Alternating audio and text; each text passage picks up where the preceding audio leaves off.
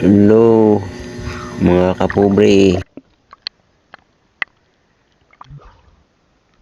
pangalawang dive natin to.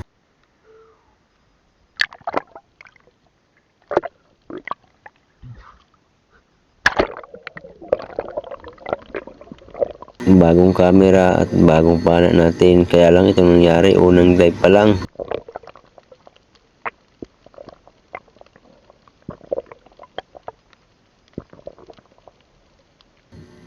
Ayaw, di man lang natamaan. Ang lapit-lapit. Nga pala, ang pana ko ay 100 cm double rubber, 14 mm shafting, 6 mm, 120 cm ang haba. Saka yung line release natin ay 2 mm, 30 meters, tatlong dipa ang haba ng line release natin.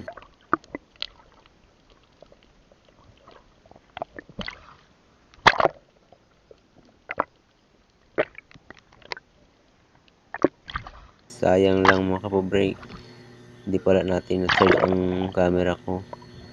Agad ito naglobat, kaya unti lang ang napapakita ko sa ngayon. Dami sana ako huli nun mga kapobre, kaya lang wala, naglobat agad. Hindi ko pala na-charge yun, kalimutan ko.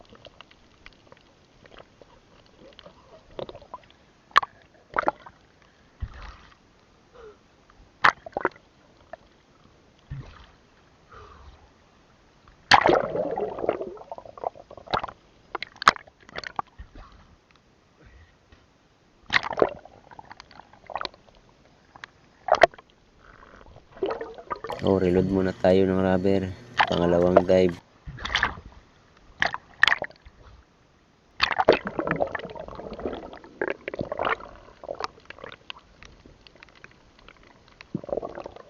So ayan, pangalawang dive nito. Ayaw, hindi rin natamaan.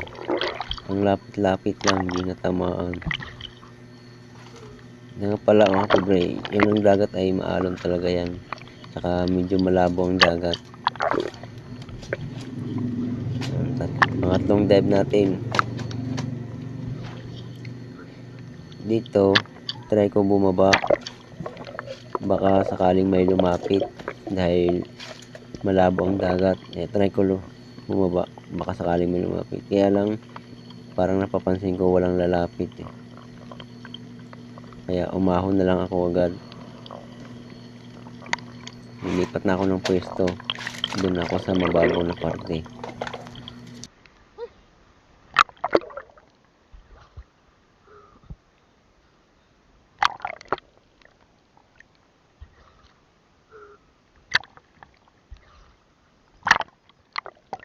So ayan, pangatlong dive na natin.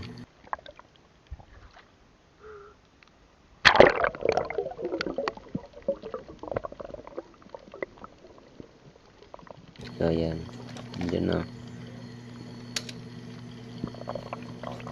So ayan. Ayaw, sapol. Nakachamba rin. Clown surgeon piece yung tawag dyan. Pero ang tawag dito sa amin, banasay yan.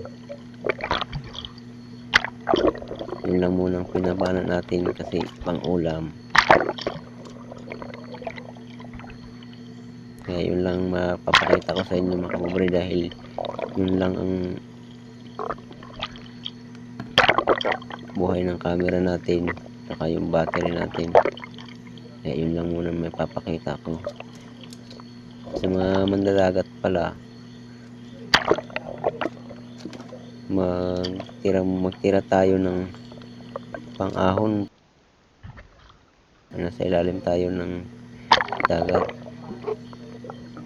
Mahirap na mag-take off sa ilalim kung wala tayong ititira pang-ahon. Kaya ingat-ingat mga kapobre. Salamat sa panunood.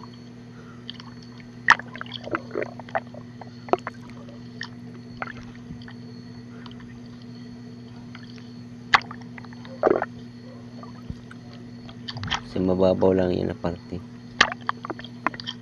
Hindi yan malalim. Mababaw lang yan. Ayun, muntik na makapawala. Buhay pa pala yan. Buti na lang na kuha pa rin natin.